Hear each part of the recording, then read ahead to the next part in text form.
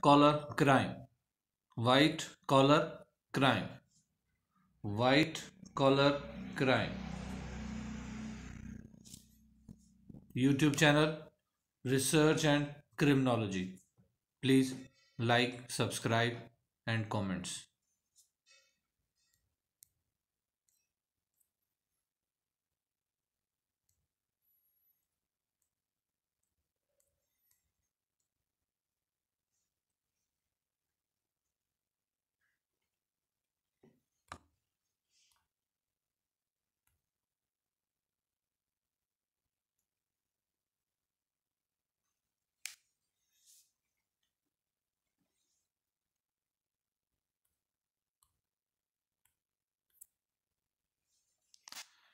Number two, CHISELING. CHISELING. CHISELING. CHISELING, the second category of white collar crime, involves cheating consumers on a regular basis. This can involve charging for bogus auto repairs, cheating customers on home repairs, or short waiting in supermarkets or dairies. The offenders may be individuals looking to make quick profits in their own businesses, or employees have large organizations who decide to cheat on obligations to customers or clients by doing something contrary to company policy. This is the definition of CHISELING.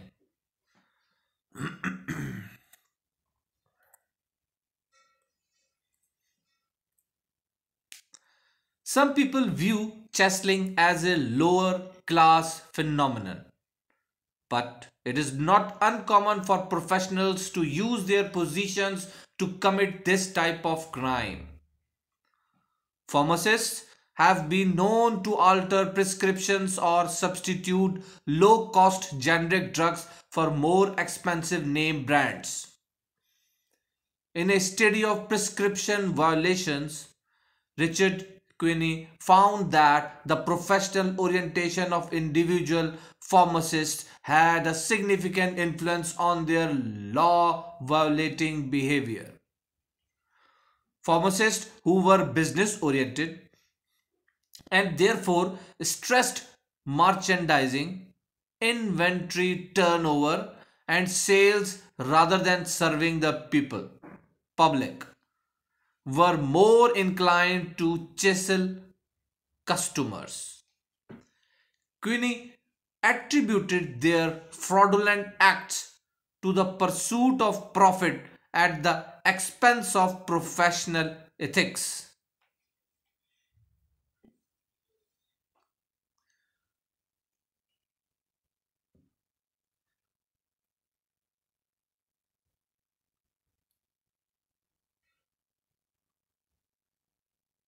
The legal profession has come under fire because of the unscrupulous behavior of some of its members. The Watergate hearings, which revealed the unethical behavior of higher ranking government attorneys, prompted the American Bar Association to acquire that all law students take a course in legal ethics. This action is needed since lawyers chisel clients out of millions of dollars each year in such schemes as forging signatures on clients' compensation checks and tapping escrow accounts and other funds for personal investments. One New York lawyer went so far as to slip the name of an imaginary heiress into a client's will and then impersonate the heirs to collect the inheritance. Special funds have been set up by state governments and bar associations to reimburse chiseled clients. New York, for example, paid over $4.4 million in 1990, when Pennsylvania's fund contributed $1.7 million, more than double $720,000 paid in 1989. Cheslink can also take place in the commodity and stock markets. For example, the churning of a client's account by an unscrupulous stockbroker involves repeated, excessive, and unnecessary buying and selling of stock.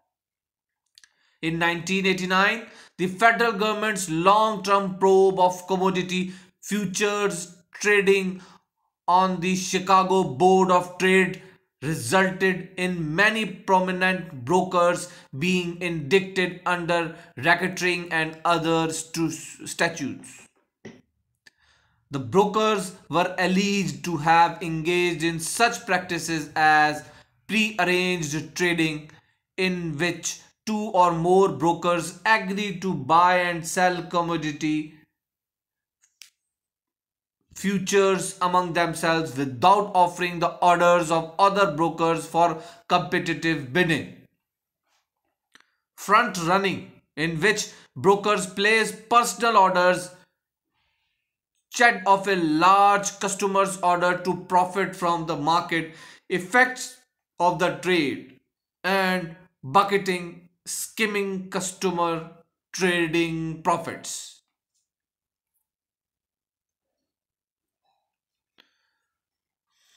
Number 3. Individual exploitation of institutional position. Individual exploitation of institutional position.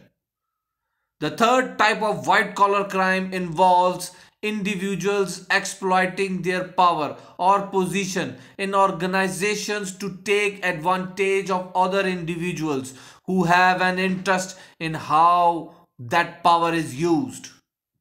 For example, a fire inspector who demands that the owner of a restaurant pay him in order to be granted an operating license is abusing his institutional position.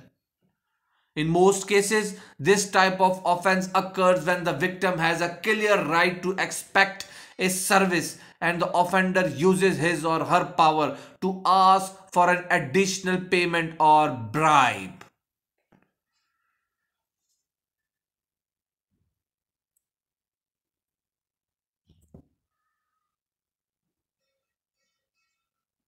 Exploitation in government. 3A. Exploitation in government.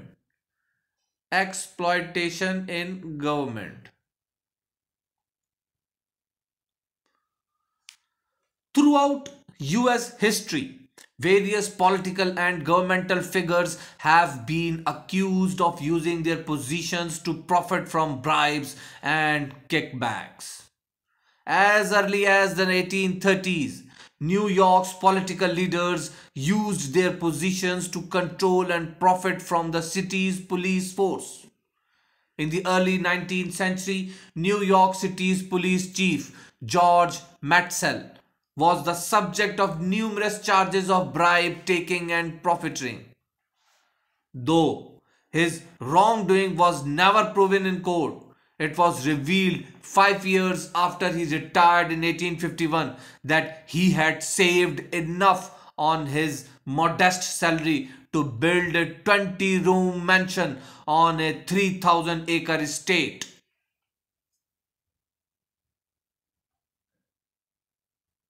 During the Civil War, corruption increased proportionately with the amount of money being spent on the war effort. After the war, the nation's largest cities were controlled by political machines that used their offices to buy and sell political favors. The most notorious of the corrupt politicians was William Mercy Boss Tweed, who ruled New York City's Democratic Party, Tammany Hall, from 1857 to 1871. Time and anti-corruption campaigns eventually caught up with Tweed, and he died in jail.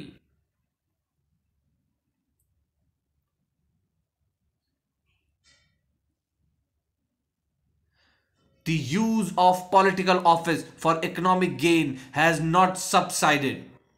On the local and state level, it is common for scandals to emerge in which liquor license board members, food inspectors, and fire inspectors are named as bribe takers.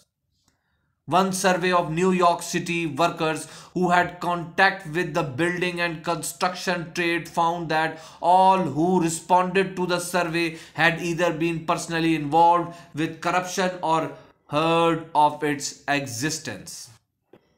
On the federal level, the stakes and costs of bribery are often enormous.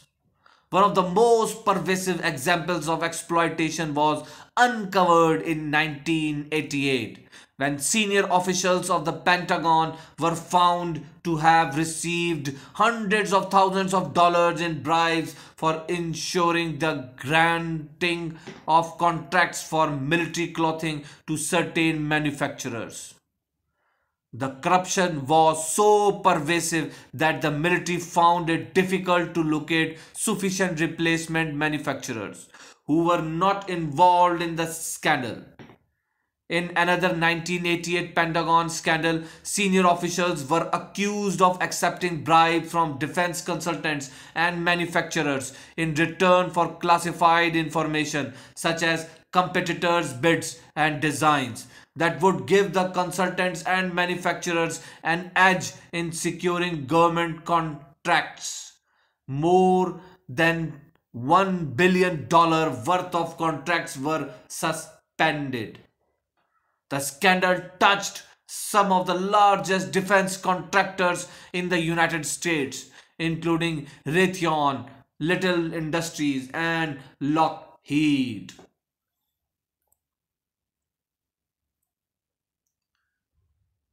3B. Exploitation in business.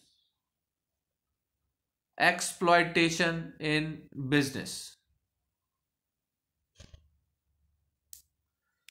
Exploitation also occurs in the private industry. It is common for purchasing agents in large industries to demand a piece of the action for awarding contracts to suppliers and distributors.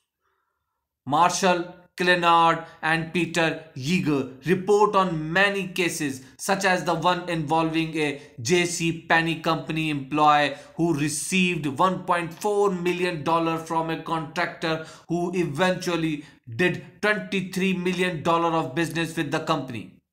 In another case, a purchasing agent for the American Chiclets division of Warner Lambert, makers of Chiclets, Trident and Dynamite, received a $3 lakh kickback from the makers of the wire racks on which the gum products are displayed in supermarkets. Recently, Ninex fired or disciplined several managers for demanding kickbacks from contractors in return for granting building maintenance contracts. In some, exploitation in the business world involves using one's position to secure illegal payments and profits. For many US citizens, this has almost become an accepted way of life. While the crimes discussed here are certainly serious, they pale in comparison to what may be the biggest collective crime in the nation's history, the savings and loan fraud cases.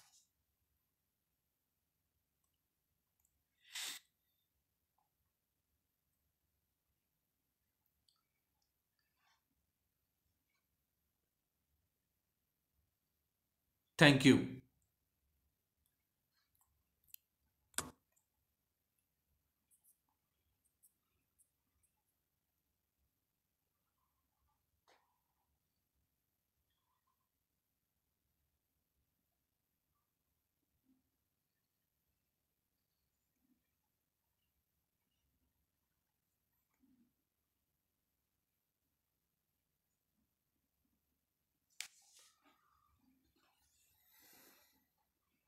YouTube channel Research and Criminology.